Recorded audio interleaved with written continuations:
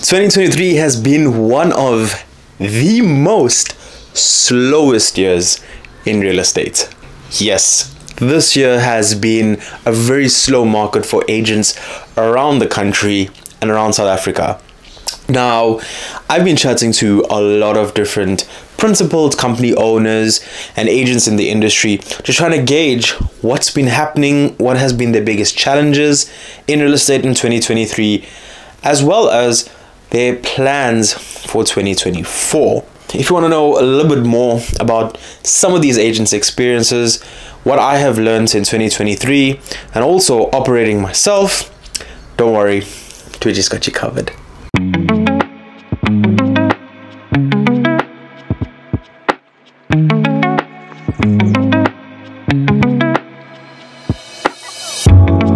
What is up, everyone? My name is Dijesh, and for those of you that don't know, I've been in the real estate industry for the past decade now. This video is more catered and geared towards 2023's real estate market. Now, if you did not see the video that I made at the beginning of the year about the 2023 real estate market, kind of the projections, one of the aspects I explained was obviously interest rates going up, the need for sustainable power, sustainable solutions within your property complexes, so that's water, electricity, to accommodate for these factors and these issues that we face, as well as high interest rates kind of bringing down the amount of buyers in the property sector. Before we go on, I'd just like to make a disclaimer. A lot of these experiences and these interviews that I've had with people and kind of talks are based on their businesses, their understanding. So this is not financial advice in any way to anyone. It's simply based on what I've seen in trends with agents in the real estate market. So the first important thing I want to talk about is the number of new agents in the industry. And from what I've been seeing is that there are a lot of newcomers in the industry. Now, in real estate, the barrier of entry is relatively low. So that's like a marketing concept, right? But the barrier of entry is relatively low. What that means simply is that with the barrier being low, there's a lot of people that can really come in.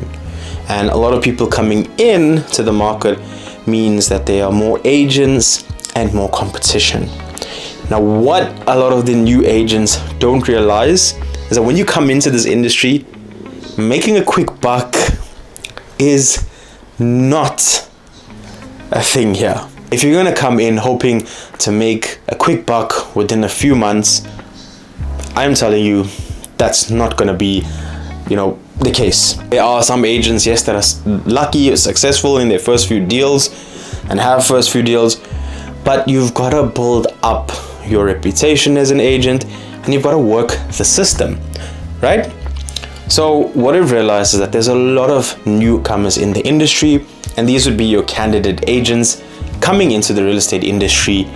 And these entrants into the industry come in, obviously no experience, and would need to be mentored, and then kind of find it very difficult to sustain themselves.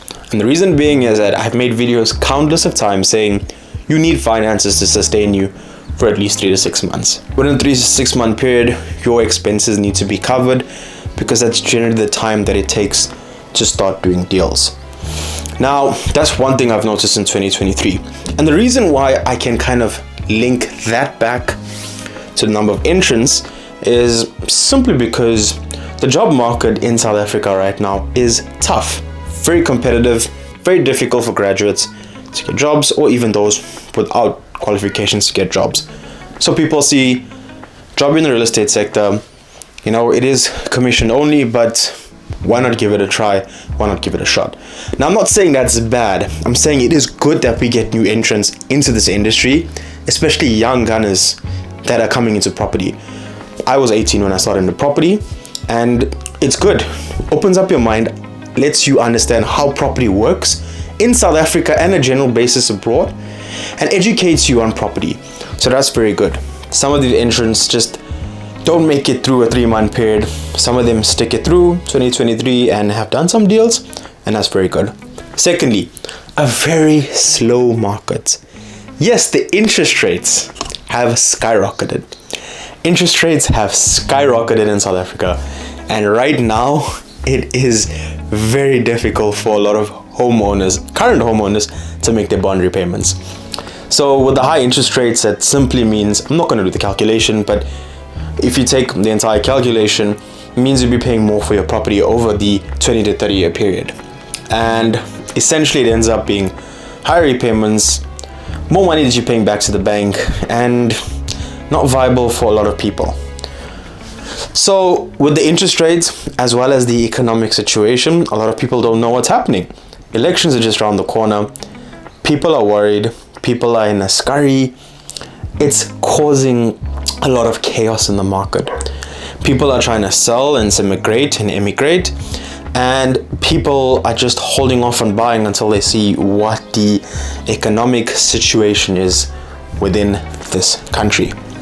South Africa right now is facing a lot of challenges, as I said, load shedding, political challenges, and economic challenges like interest rates, and that is a major factor as to why this market's been so slow.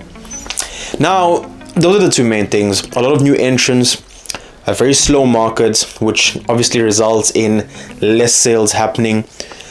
Third most important thing is buyers that are kind of moving away. So if they're moving away, so buyers that are moving away from a province, immigrating from the country, semigrating to the Western Cape, which is a complete different video on its own.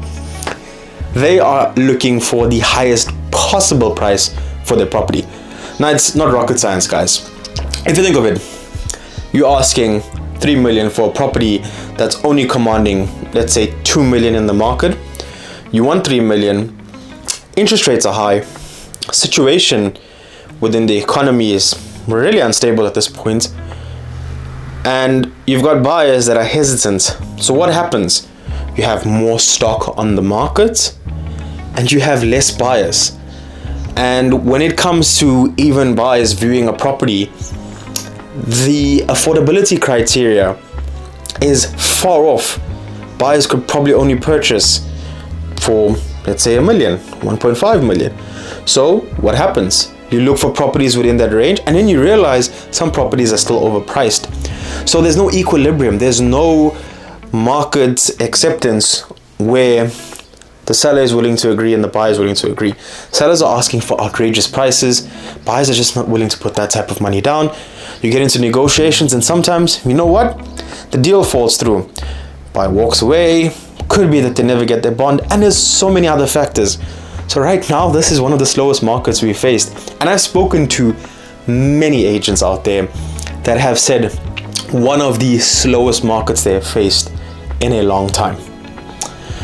Now, a very well-known estate agency in Durban North has about 70 plus agents. Usually does, and chatting to the owner and one of the managers of the company, usually stated that they usually do an annual sales turnover of 1.8 billion rands within the KZN region. And this is 1.8 billion is a lot for 70 agents. This is year on year. This year they did 1.2 billion, which is still a lot, but that is a major drop from the 1.8 billion that they've consistently hit every single year. So that says a lot. Even within the commercial field, listening to commercial guys and what they've said, some commercial brokers that I've spoken to used to make between 5 to 6 million, and this year some of these guys are not even making half that commission. Now that's a lot of money, but it just goes to show how drastic decrease that they have faced in terms of the amount of money and income they've generated. I don't even want to get into what it will be like for agents that are making 200 to 300,000, maybe even 400,000 a year, or 500,000, just how much they'd be making in this market. So those are basically these highlights of 2023, one of the most challenging years in real estate. But 2024 would look promising. And look, there are a lot of factors that affect real estate. So what would 2024 look like? I would honestly say, as a principal property practitioner, the economic state, and the economic state could only be reasoned with and understood once the political campaigns have ended and we kind of see what happens from a political standpoint before we see any market activity happening right now. So my name is Dijesh, and if you like this video, please comment, subscribe, and watch all of my other videos which are on this channel, and just support the channel. I'm a principal property practitioner and I do the best I can to educate people and give you insight as to what's happening and give you property advice. So thank you so much, and I'll see you in the next video.